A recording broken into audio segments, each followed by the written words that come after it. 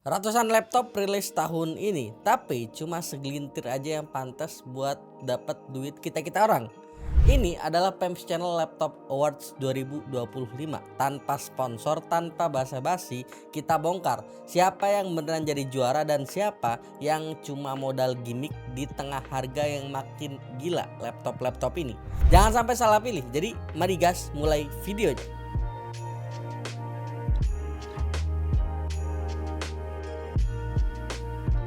Oke, baik lagi PEMS Channel. Selamat datang di acara tahunan kita, yakni Laptop Awards 2025. Tempat kita ngasih mahkota buat laptop-laptop yang berhasil survive.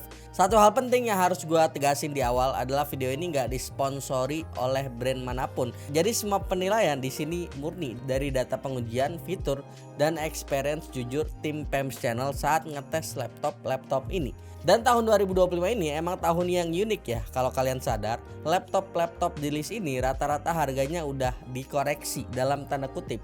Ada yang naik 100 sampai 200 ribuan aja, ada yang loncat bahkan sampai 1 jutaan dari harga rilis. Analisa kita, ini adalah efek subsidi silang dari para brand. Biaya komponen kayak RAM sama SSD sekarang udah gila banget. Jadi mereka naikin margin di produk best seller biar tetap bisa nafas. Jadi awards kali ini krusial banget biar duit kita nggak angus buat laptop yang salah. Makanya gua buat video ini bahkan sebelum penghujung tahun. Ini kita buat di tanggal 24 ternyata teman-teman. Kategori pertama, best value entry level, range 6 sampai 8 juta. Dulu segmen ini dikuasain sama brand-brand lokal. Tapi di 2025 ini brand tier internasional mulai turun gunung. Mereka nggak ngajak perang harga tapi perang build quality. Pilihan pertama kita jatuh ke Asus ExpertBook PM14. Kenapa dia menang? Kata kuncinya peace of mind. Lu masih inget gak video Rias yang nginjek laptop ini? Ini bukan gimmick ya, laptop ini dirancang buat survive di lingkungan kerja yang kasar. Speknya Ryzen 5 7535S, RAM-nya 16GB dan layarnya emang ya belum 100% sRGB sih, tapi udah anti glare yang nyaman buat mata pekerja. Banyak laptop murah spek dewa, tapi build quality-nya itu ringkih. ExpertBook ini ngisi kekosongan itu, dia nawarin durabilitas enterprise di harga consumer. Sayangnya harganya sekarang udah nembus 8 jutaan. Padahal waktu awal rilis ini laptop harganya 7 jutaan aja. Tapi buat kalian yang ceroboh, ini adalah sebuah investasi biar nggak gampang bolak-balik service center karena laptop jatuh gitu kan. Nomor 2, ini yang paling bikin kita geleng-geleng, Axio Hype R3 OLED. Ini anomali pasar ya. Coba sebutin laptop lain di harga 7 jutaan yang punya layar OLED dan RAM 24GB. Nggak ada. Paling OLED plus RAM 8 atau ya mentok 16 gitu kan. Nggak ada, ini satu-satunya nih RAM yang 24 plus OLED di harga 7 jutaan. Bobotnya juga di bawah 1 kg. Rasa megangnya tuh kayak megang ZenBook jujur aja, yang harganya tuh belasan juta dengan beda baju ataupun logo doang. Oke, prosesornya emang cuma i3 1215U ya, Gen 12. Kelihatan tua, tapi Axio pinter. Kelemahan prosesornya itu ditutup sama RAM 24GB yang super lega. Efeknya apa? Multitasking di laptop ini bakal kerasa enteng banget karena sistem nggak perlu gampang swapping memori ke SSD saat ngolah data. Ini bukti kalau spek on paper tuh nggak selamanya nentuin experience ya. Nomor 3 ada Infinix Xbox B14. Ini adalah laptop yang diciptakan untuk orang yang emang budgetnya mentok 6,5 juta tapi pengen tetap stylish. Speknya juga oke, Ryzen 5 kenceng gitu kan, desainnya juga clean. Cuma catatan gua, RAM 8GB di 2025 itu udah lampu kuning. Dan after sales Infinix tuh masih jadi PR dibanding Asus maupun Axio. Ini akan jadi pilihan yang menarik kalau misalkan penggunanya akan sadar risiko dan butuh performa kenceng di harga yang murah. Ini bakal oke nih. Masuk ke kategori laptop tipis, tren 2025 ini jelas orang mau power tapi nggak mau punggung encok. Laptop tipis sekarang bukan cuma buat ngetik tapi udah bisa diajak kerja berat. Juaranya adalah menurut gua adalah Asus VivoBook S14 OLED. Speknya Ryzen 7 8845HS, RAM 16GB dan SSD 512GB. Mungkin beberapa orang mention, "Bang, kenapa nggak yang Ryzen AI 300 terbaru?" Jawabannya adalah maturity dan value. Ryzen 7 8845HS ini adalah penyempurnaan dari Ryzen 7000 series. Dia stabil, efisien, NPU-nya juga udah cukup buat fitur AI harian, dan harganya jauh lebih masuk akal dibanding laptop Ryzen AI 300 yang harganya lagi digoreng. Ditambah lagi layarnya ini udah OLED Asus pula kan, yang udah kesertifikasi Pantone validated. Jadi secara detail ini nggak main-main. Plus udah ada garansi ADP ya, Asus Perfect Warranty. Ini laptop debat buat mahasiswa atau first jobber ya. Sementara dari kubu Intel, Ultrabook terbaik, laptop tipisnya Intel alias Ultrabook yang menurut tim kita paling oke di 2025 adalah Lenovo Yoga 7 2-in-1. Ini pakai Core Ultra 7 256V series 2 ya, yang bikin dia spesial bukan cuma mesinnya yang irit doang, tapi materialnya. Lenovo berani pakai silicon vegan leather di bagian covernya. Efeknya apa? Pas kita pegang laptop ini dia nggak dingin kaku kayak aluminium, tapi lembut dan grippy. Ini inovasi experience yang bikin laptop ini kerasa jauh lebih mahal dari harganya. Selanjutnya ada kategori best productivity laptop. Ini buat kalian yang laptopnya dipakai buat nyari duit. Nggak boleh ada kompromi soal baterai, keyboard, dan konektivitas. Dan nomor 1 pilihan kami jatuh ke HP OmniBook Ultra Flip 14. Harganya sekitar 29 jutaan dan prosesornya Intel Core Ultra 9 288V. Kenapa kita pilih ini? Karena efisiensi Core Ultra Series 2 di laptop ini optimal banget. Baterainya badak, instant wake-nya tuh cepat, dan AI kameranya itu yang ngebantu banget untuk kita zoom meeting secara optimal. Dan di sini HP berhasil ngeracik laptop bisnis yang nggak kaku. Lu bisa flip buat presentasi, buat tanda tangan kontak digital, dan performanya stabil buat kerjaan berat, non gaming ya. Ini investasi yang bakal balik modal cepet kalau misalkan kalian adalah user profesional. Nomor 2 ada ThinkPad X1 Carbon Gen 13 Aura Edition. Harganya 40 jutaan, beratnya cuma 986 gram. Ini adalah definisi status sosial di ruang meeting. Keyboard ThinkPad gimana? Masih yang terbaik di dunia. Ini titik. Keamanan juga lengkap dari hardware sampai software AI. Lenovo ini lengkap banget. Laptop ini nggak buat semua orang. Ini buat CEO, direktur, atau pejabat yang butuh alat kerja super ringan, super aman, dan punya prestige. Kalian nggak akan beli spek di sini. Kalian beli ekosistem dan reliability ThinkPad yang legend banget. Sebelum kita lanjut ke yang lain, gue mau masukin satu kategori baru tahun ini. Ini laptop paling efisien. Kriterianya menangnya simple. Ini adalah laptop yang bikin charger jadi barang nggak berguna, jarang dipakai. Kita nyari laptop yang daya tahan baterainya tuh lebih lama daripada drama pemilu. Juaranya adalah Asus ZenBook A14 UX 3407 QE. Harganya di 13,8 jutaan sekarang, dan daya tahan baterainya saat kita tes ini tuh tembus sampai 32 jam video playback 1080p. Gokil. Kita bisa nonton Lord of the Ring extend version maraton 2 kali tanpa ngecas laptop, dan itu masih hidup laptopnya. Kenapa dia bisa irit ini? Jawabannya ada di otak barunya, yakni Snapdragon X Plus prosesor.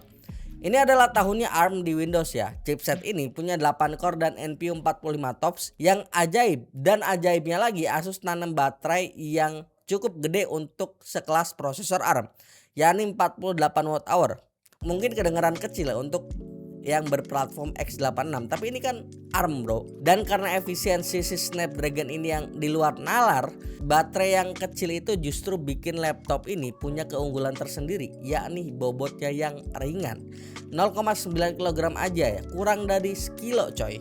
Lu dapat laptop yang entengnya kayak buku tulis, tapi nyawanya kayak kucing, nggak mati-mati.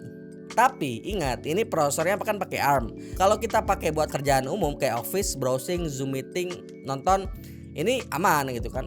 Beberapa software yang base-nya itu X86 platform juga ya udah mulus secara emulasi, tapi cuma jangan harap buat gaming berat untuk pakai laptop yang pakai platform Snapdragon.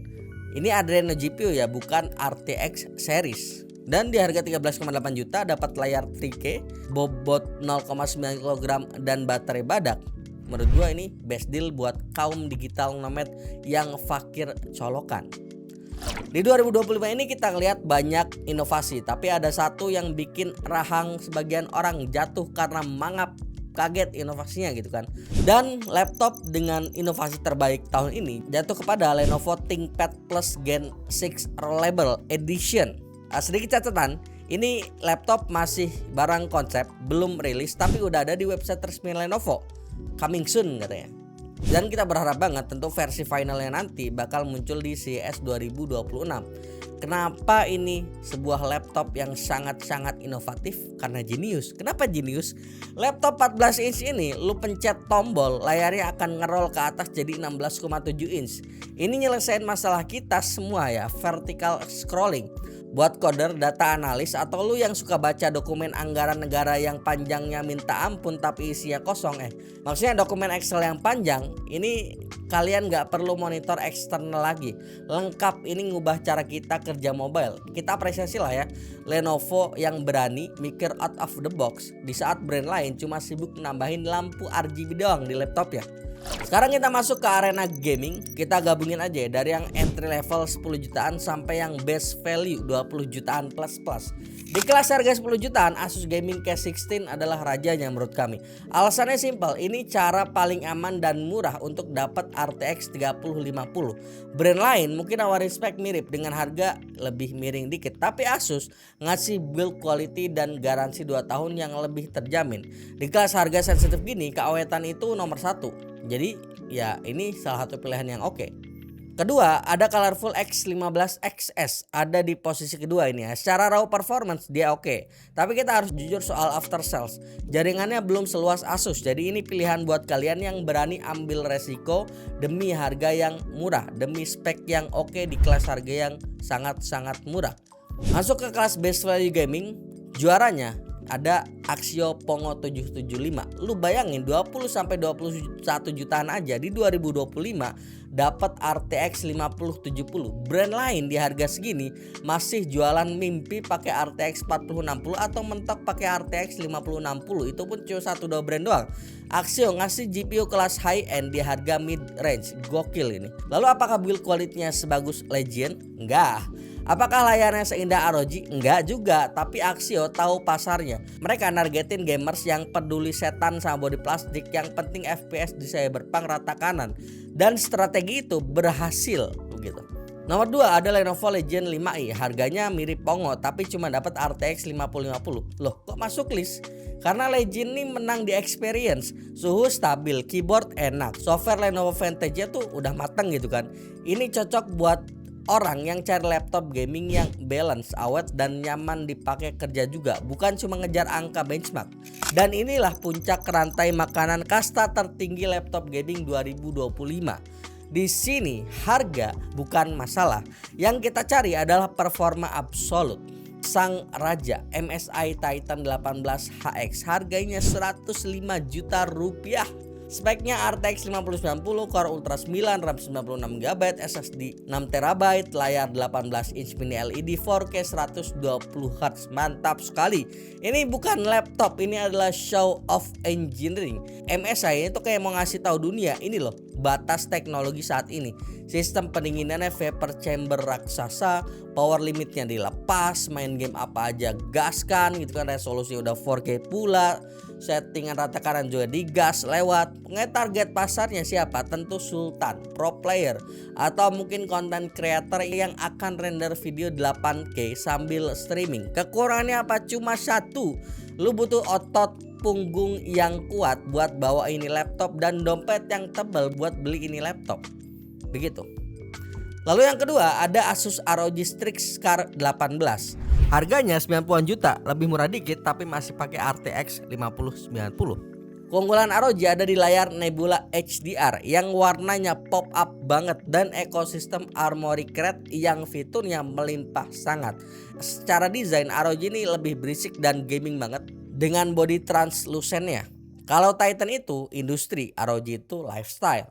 Oke, itu dia PEMS Channel Laptop Awards 2025. Dari Axio yang harganya 7 jutaan, ZenBook yang baterainya nggak habis-habis, sampai MSI yang harganya 100 jutaan udah kita pamerkan gitu. Bukan pamerkan sih. Benang merah di tahun 2025 ini adalah segmentasi makin jelas. Brand tahu siapa target mereka. Ada yang ngejar value gila-gilaan, ada yang ngejar efisiensi pakai chip ARM, ada yang ngejar performa brutal. Dan soal kenaikan harga yang gue mention di awal, ya anggap aja itu ujian kesabaran. Saran gue, beli laptop sesuai kebutuhan, bukan sesuai gengsi. Kecuali kalian pejabat yang anggarannya unlimited dan gak perlu mikirin rakyat. Nah itu bebas deh, sikat yang mana aja. Gimana menurut kalian? Setuju sama pilihan kita atau punya jagoan lain yang belum sempat kita masukin? Tulis di kolom komentar. Kita debat santai di sana. Kalau misalnya ada waktunya, jangan lupa like, share, dan subscribe channel ini dan nyalain loncengnya biar nggak ketinggalan video-video terbaru dari PEMS Channel. Gue Yusril pamit undur diri. Selamat tahun baru dan see you in the next year. Bye bye.